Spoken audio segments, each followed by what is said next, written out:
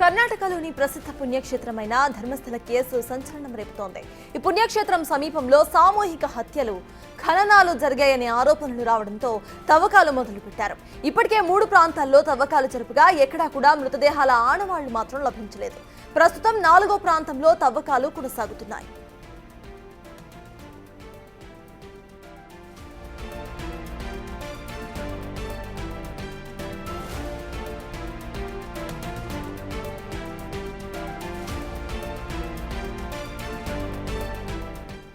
కర్ణాటకలోని ప్రసిద్ధ పుణ్యక్షేత్రమైన ధర్మస్థల కేసు సంచలనం రేపుతోంది.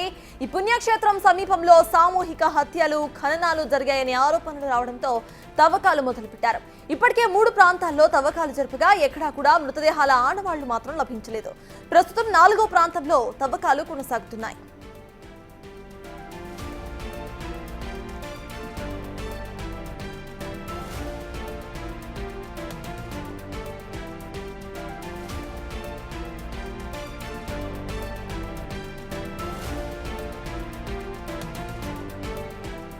ఈ కేసును కర్ణాటక ప్రభుత్వం సంఘటనను సీరియస్ గా తీసుకొని సిట్ ను ఏర్పాటు చేసింది. దీంతో కేసు విచారణలో భాగంగా సిట్ అధికారులు ధర్మస్థల అటవీ ప్రాంతంలోని శ్మశాన వాటికల్లో తవ్వకాలను మొదలుపెట్టారు. ప్రత్యేక పూజలు చేసి తవ్వకాలు ప్రారంభించారు. నేత్రావళి నది సమీపంలో దాదాపు 15 ప్రాంతాల్లో తవ్వకాలను చేపట్టాలని నిర్ణయించారు. ఇందులో భాగంగా మొదటి 2 సైట్లలో కూడా జరిపిన తవ్వకాల్లో ఎలాంటి ఆధారాలు లభించలేదు. అసలు ఇక్కడ నిజంగానే సామూహిక మరణాలు జరిగాయా? అయితే ఎందుకు జరిగి ఉంటాయన్న కోణంలో కూడా సిట్ అధికారులు తవ్వకాలను చేపట్టారు. సుమారుగా 15 అడుగుల వెడల్పు, 8 అడుగుల లోతు వరకు 2 ప్రాంతాల్లో తవ్వకాలు జరుపుగా ఎలాంటి ఆధారాలు దొరకలేదు. దీంతో 3వ ప్రాంతంలో తవ్వకాలను ప్రారంభించారు.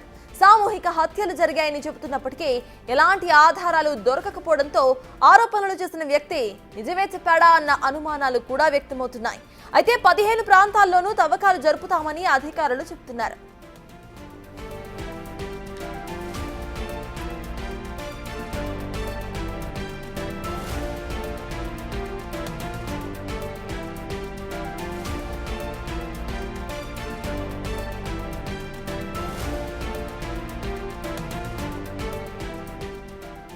కర్ణాటకలోని ప్రసిద్ధ పుణ్యక్షేత్రమైన ధర్మస్థల కేసు ఇప్పుడు సంచలనంగా మారింది.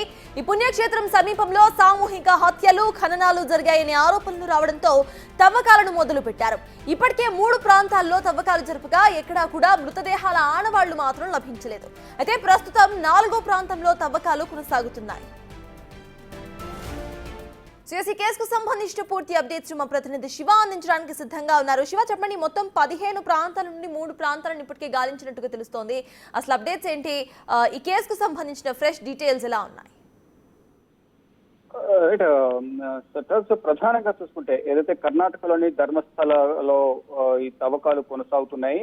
ప్రధానంగా చూసుకుంటే ఈ కేసు పూర్వపరాలు ఒకసారి చూస్తే కనుక ప్రధానంగా కర్ణాటకలోని దక్షిణ కన్నడ జిల్లాలో నేత్రవతి నదీ తీరంలో ధర్మస్థల ప్రసిద్ధ మంజునాథ ఆలయం అనే పుణ్యక్షేత్రం ఉంది. అయితే ఇక్కడ 2025 జూలైలో ఈ ప్రాంతంలో జరిగిన భీకర హత్యల ఆరోపణలు దేశవ్యాప్తంగా సంచలనం సృష్టించాయి. 1998 నుంచి 2014 మధ్య కాలంలో వందలాది మంది మహిళలు, యువతులపై అత్యాచారం, హత్యలు జరిగి వారి మృతదేహాలను నేత్రవతి నది ఒడ్డున పూడ్చినట్లుగా ఒక మాజీ శానిటేషన్ ఉద్యోగి, పారిశుద్ధ్య కార్మికుడు బయటపెట్టాడు. తనను బలవంతంగా మృతదేహాలను పూడ్చే పని చేయించారని, దాదాపు 100కు పైగా మృతదేహాలను తాను ఖననం చేశానంటూ కూడా పోలీసులకు ఫిర్యాదు చేశారు.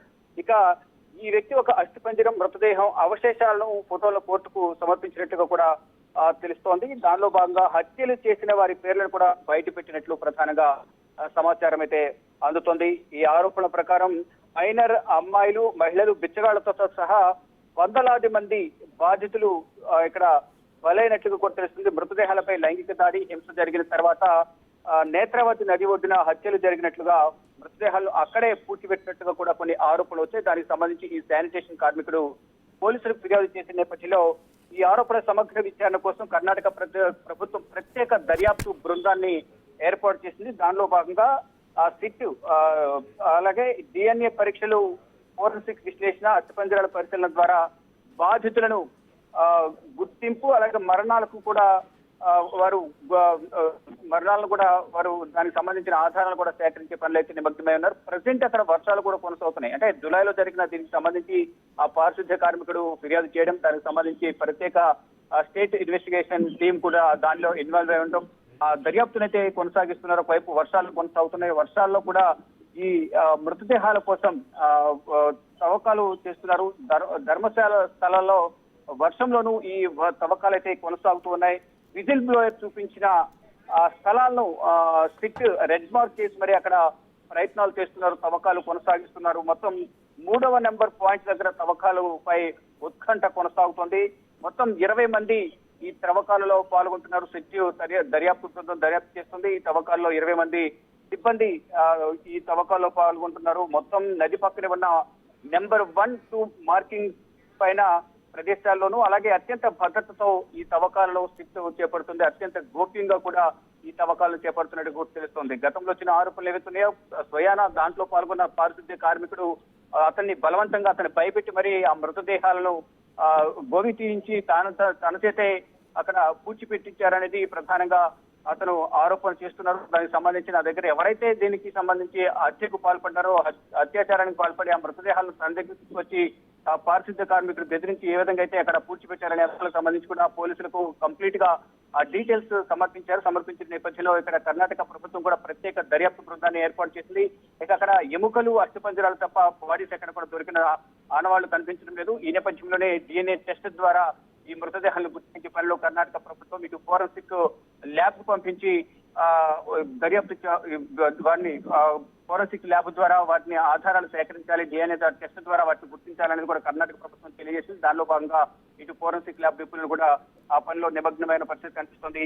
ఇక అత్యంత భద్రతతో సిట్ తవ్వకాలు చేపట్టింది. 2 చోట్ల ఇంకా ఆధారాలు దొరకలేదు. 1, 2 మార్కులు ఏదైతే వారు చేశారో అక్కడ ఎక్కడ కూడా ఎటువంటి ఆధారాలు దొరకలేదు. కానీ 3వ నంబర్ ప్లేస్ లో పుర్రెలు, ఎముకలు దొరికినట్టుగా కూడా సిట్ బృందం చెప్తోంది. ఇక సిట్ బృందం అక్కడే బయటపడొచ్చనేది, ఎముకలు ఇంకా మరికొన్ని ఆధారాలు కూడా అక్కడ దొరకొచ్చనేది సిట్ బృందం చెప్తా ఉంది. మొత్తంగా క్లూస్ దొరుకుతున్నందుకు సిట్ అంచనా వేస్తుంది. ఈ క్రమంలో తవ్వకాలు చేపడుతూ క్షుణ్ణంగా తనిఖీలు చేస్తూ ఉన్నారు. అంటే ఇటువంటి దారుణాలు చేయాల్సిన అవసరం ఎవరికి వచ్చింది, ఎందుకు ఈ విధంగా వ్యవహరించారు అంటే ఇక్కడ ప్రధానంగా మైనర్ బాలికలు, మహిళలు, ఎవరైతే వీరు బిచ్చగాళ్ళు ఎవరైతే ఉన్నారో వారందరినీ కూడా వారిని లైంగిక దాడి జరిపి అటువంటి వారిని చంపేసి అక్కడ పూడ్చిపెట్టారు అనేది ప్రధానంగా ఒక ఆరోపణ వస్తుంది. దానికి సంబంధించి ప్రత్యక్ష సాక్షి స్వయంగా తానే ఆ కార్యకలాపాల్లో పాల్గొన్నానంటూ కూడా పారిశుద్ధ్య కార్మికుడు, శానిటేషన్ వర్కర్ చెప్తున్న నేపథ్యంలో పోలీసులు ఫిర్యాదు చేసిన నేపథ్యంలో దానికి సంబంధించి కర్ణాటక ప్రభుత్వం కూడా దీన్ని సీరియస్ గా తీసుకుంది. ధర్మస్థలలో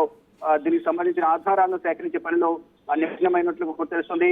ఇక ఇవాల్టి పథకాల్లో కీలక విషయాలు, ఆధారాలు బయటపడే అవకాశాలు ఉన్నట్లుగా కూడా తెలుస్తోంది. ఇక మరోవైపు సిట్ చీఫ్ గా ఉన్న మహంతికి కేంద్ర సర్వీసుల్లోకి తీసుకునే అవకాశం కనిపిస్తుంది. ఏదైతే ఇప్పుడు కర్ణాటక ప్రభుత్వం అక్కడ ఇన్వెస్టిగేషన్ చేస్తున్న దర్యాప్తు బృందం ఏదైతే ఉందో దానికి మహంతి కీలక దర్యాప్తు అధికారిగా ఉన్నారు, చీఫ్ గా ఉన్నారు. అతని త్వరలోనే ఇటు కేంద్ర సర్వీసుల్లో తీసుకునే అవకాశం కూడా ప్రధానంగా కనిపిస్తుంది. ఇక జూలై 2025 సంవత్సరంలో జరిగిన, అంటే ఈ సంవత్సరమే జూలైలో దానికి సంబంధించిన ఆధారాలను ఏవైతే ఉన్నాయో ఆధారాలను కూడా సేకరించే పనిలో నిమగ్నమైంది ఇటు సిట్ దర్యాప్తు బృందం. దానికి సంబంధించి మొత్తం ఏదైతే 1998 నుంచి 2014 మధ్య కాలంలో వందలాది మంది మహిళలు, యువతులపై అంటే కేసు వెలుగులోకి వచ్చింది.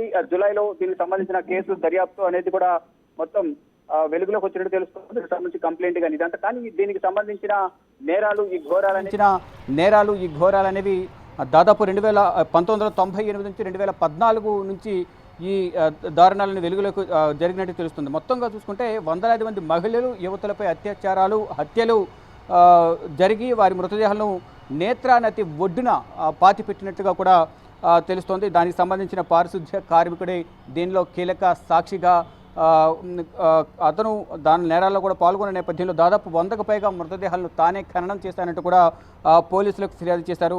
ఆ శానిటేషన్ కార్మికుడు ఇచ్చిన ఆధారాల మేరకు సాక్ష్యం మేరకు అతనిచ్చే వాంగ్మూలం మేరకు ఇప్పుడు దర్యాప్తు కొనసాగుతుంది. దానికి సంబంధించి నేత్రావతి నది ఒడ్డున మొత్తం కూడా తవ్వకాలు చేస్తున్నారు. కొన్ని స్పాట్స్ను గుర్తించారు. 1-2 మార్కింగ్ చేసిన స్పాట్స్లో ఎటువంటి ఆధారాలు దొరకలేదు. 3వ స్పాట్లో పుర్రెలు ఎముకలు దొరికిన నేపథ్యంలో వాటి నుంచి ఇంకా మరిన్ని ఆధారాలు కూడా సేకరించే అవకాశం కనిపిస్తుంది. ఆ ప్రాంతాల్లో మొత్తం దాదాపు 100కు పైగా మృతదేహాలు, దానికి సంబంధించిన అస్థిపంజరాలు, మరోవైపు పుర్రెలు కూడా లభించే అవకాశం ఉంది. ఈ నేపథ్యంలోనే ఇవాళ మరికొన్ని కీలక ఆధారాలు దొరికే అవకాశం ఉన్నట్లు కూడా తెలుస్తోంది. ఈ నేపథ్యంలోనే తవ్వకాలను వేగవంతం చేస్తారు. ఒకవైపు తవ్వకాలు చేస్తున్నప్పటికీ కూడా వర్షం ఆటంకం కలిగించినప్పటికీ కూడా ఎక్కడ కూడా తవ్వకాలను ఆపకుండా మొత్తం 20 మంది సిబ్బందితో సిట్ బృందం అక్కడ తవ్వకాలు చేస్తుంది. నేత్రావతి నది ఒడ్డున ఇటు కర్ణాటక ప్రభుత్వం కూడా దీన్ని సీరియస్గా తీసుకుంది. ఎవరు దీన్ని వెనుకుండి నడిపించారు అనేది ప్రధానంగా ఆధారాలు సేకరించే పనులు అయితే నిమగ్నమైంది. మరోవైపు దీంట్లో కీలక సాక్షిగా ఉన్న శానిటేషన్ వర్కర్ కూడా దీంట్లో ప్రధానంగా ఒక నిందితుడిగా పోలీసులు భావిస్తున్నారు. అతను ఇచ్చిన ఆధారాలు కానీ అతనితో చేత ఎవరెవరు చేయించారు, దానికి ఆధారాలు ఏమున్నాయనే అంశాలపై కూడా వారంతా లోతైన దర్యాప్తు కొనసాగిస్తున్నారు. ఇక మృతదేహాలు అయితే అంటే గతంలో 1998 నుంచి 2014 మధ్య ఇది జరిగింది. అప్పటి వరకు జరిగిన ఆధారాలు కనుక చూసుకుంటే ఇప్పటి వరకు అవి మృతదేహాలన్నీ కూడా మొత్తం అస్థిపంజరాలు, పుర్రెలు తప్ప అక్కడ ఏ ఆధారాలు దొరికే అవకాశం ఉండదు. కాబట్టి DNA టెస్ట్ ద్వారా ఆ మృతదేహాల వివరాలను సేకరించే పనులైతే సిట్ దర్యాప్తు బృందం నిమగ్నమైంది. Thank you Siva. సిఎస్ కర్ణాటకలోని ప్రసిద్ధ పుణ్యక్షేత్రమైన ధర్మస్థల కేసు ఇప్పుడు సంచలనం రేపుతోంది. అయితే ఈ పుణ్యక్షేత్రం చుట్టూ కూడా ఉన్న 15 ప్రాంతాల్లో ఇప్పటికే 8 ప్రాంతాలని మార్క్ చేశారు. 8 ప్రాంతాల్లో 3 ప్రాంతాల్లో మొత్తంగా కూడా గాలింపు పూర్తయింది. ప్రత్యేక పూజలను చేసిన అనంతరం కూడా అక్కడ సమాధుల నుండి బాడీస్ ని వెలికి తీస్తున్నారు. DNA టెస్టుల ద్వారా కూడా అక్కడ బాడీస్ ని గుర్తించడం సాధ్యమవుతోంది అంటూ కూడా